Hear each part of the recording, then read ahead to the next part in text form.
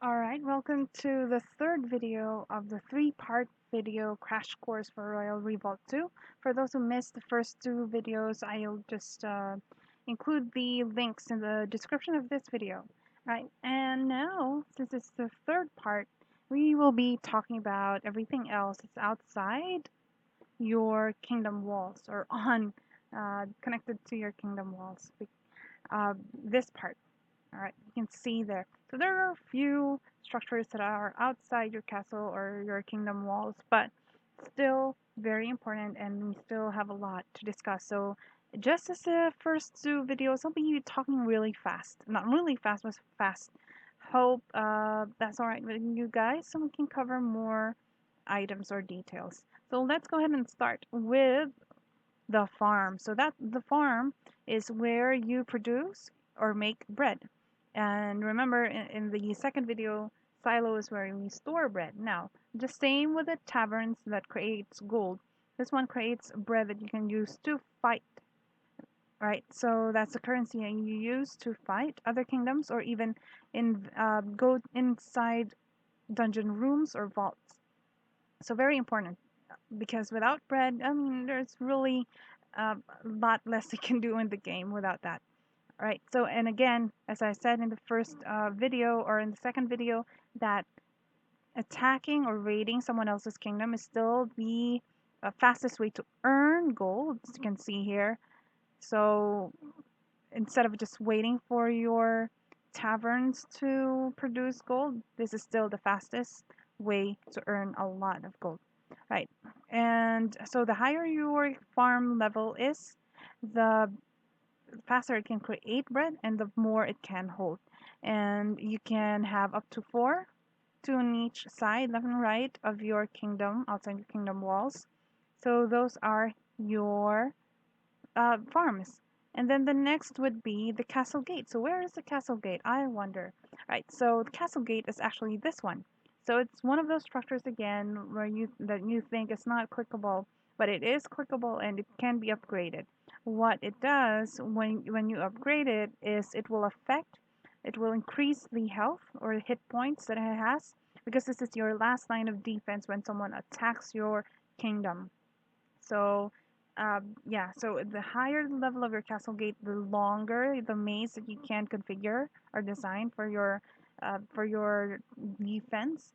Also, the more traps or barricades and the more towers and higher damage because at the end of I mean, as the last line of defense, this shoots out arrows against your enemies, right? So that's what it does. It's very important. So yeah, so even if you have a lot of money, tons of money, but you're limited to the number of towers, then you cannot add more towers unless you upgrade the castle gate. And of course, if you want to upgrade the castle gate, it shows here that you also have to upgrade your throne room. So everything depends on a throne room level. All right, so that's a castle gate, but it does not stop there. It can also change the landscape of your kingdom. So you can see many different landscapes. You can buy them with gems. If I select this, it will change the whole look and feel of my kingdom. Now it's a more gloomy one.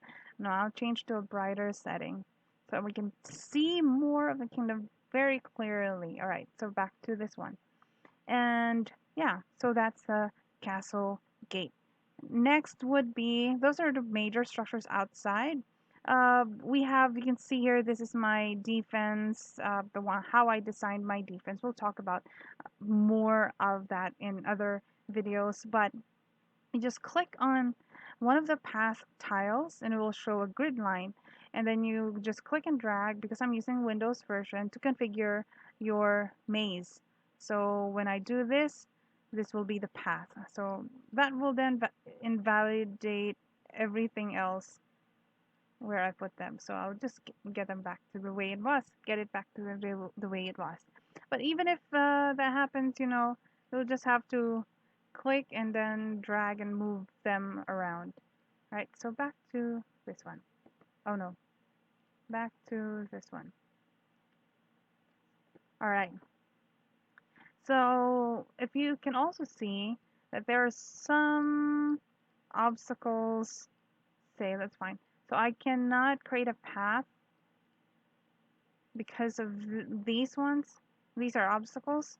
You can clear them by paying gems. So the more you clear, the higher the gems you're gonna have to spend next time you want to clear additional paths or tiles.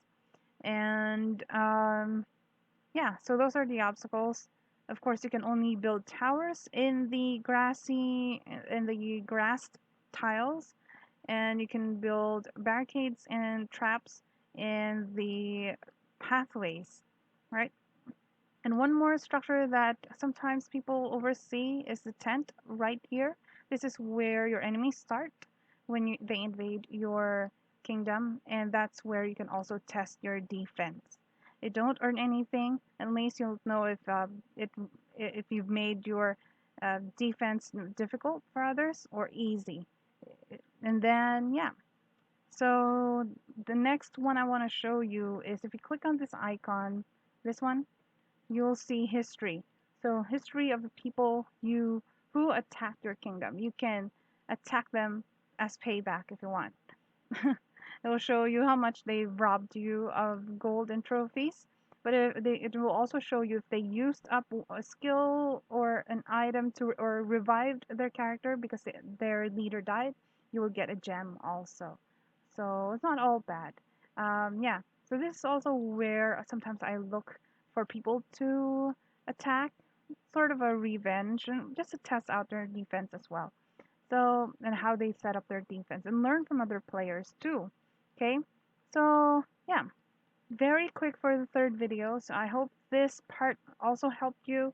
I'll try to compile all of the best defenses that I saw for some of the players, but what I learned, I really found it difficult if I was attacking someone with this setup where there are cannons on the other side and I'll have to walk.